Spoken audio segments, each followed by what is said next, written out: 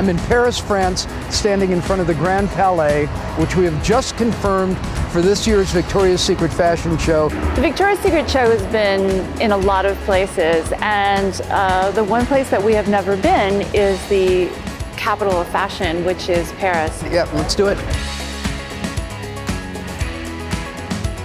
We're just so honored to be in this amazing, amazing space, and it's a real creative challenge for us to do the show here.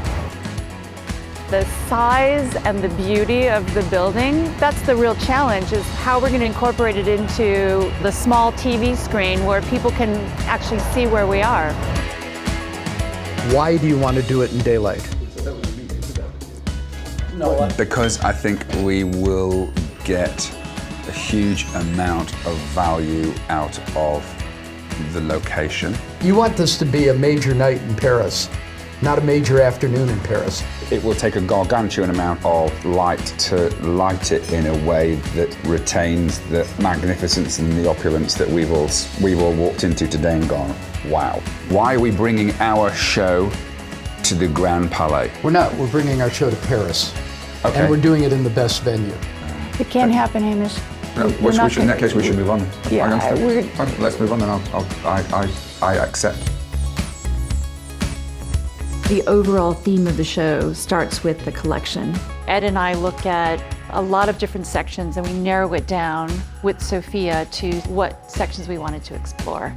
And as soon as we land on an idea, then we start to sketch. These couture outfits take months and months to make. We bring Jane in and we have her bring the outfit to life.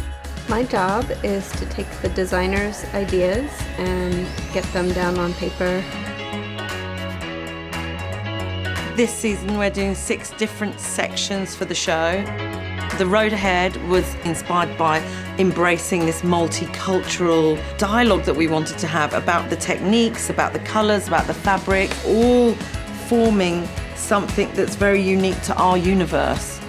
Secret Angel was the whole idea of creating this dangerous liaison, Casablanca-y, black and white film references in there. She's a seductress that holds no prisoners. So she's quite a strong entity in that section. Mountain romance, there's a playful naivety of the girl. She's a bit of a Heidi on the hills. Of all of the sections, I feel like she's probably the most feminine. She is a bit of a free-spirited, outdoorsy girl. Pink Nation, when we had our first Pink meeting and there was such a lot of dialogue about the street style, we wanted to bring that sort of element of authenticity by bringing Nico Panda into the equation. We want to be playful and to have these sport references, but not so literally gym wear.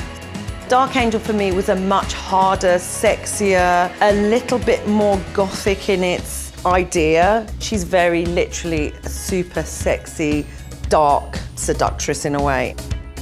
Bright Night Angel for us was the idea of the girl who's happy to have the best time she can, you know. She engages in the whole carpe diem of, I'm going to embrace it, I'm going to love it, I'm going to enjoy every moment of it. And that's what we wanted to have with her. Today is the second big production meeting that we've had. The first was in Paris, and this was the first meeting with all of the players. So this year in Paris, for a change, Ed insisted on the fact that we chose a relatively modest location.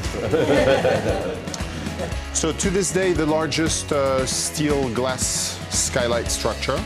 So some big differences as a result of picking this location compared to previous shows, including the London show. No load-bearing rigging points on the ceiling, which means the entirety of our installation will be ground supported. Do you have to support it on columns, or can you do it across the arches? You do have to support it on columns. On We're columns. going to show you in a second. So the advantage of the no column space gets obliterated by the fact that you have to support all the lighting. You have to ground support it all. Everything's a challenge when you do a big show like this because there's so much pressure on making it great, making it exciting, making it different. In watching back some of the shows, which I did about 3 or 4 weeks ago, it feels to me that a lot of the years kind of blend together.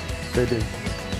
And I think we've got an opportunity this year to actually create a show which retains all the values that we love, but actually looks different.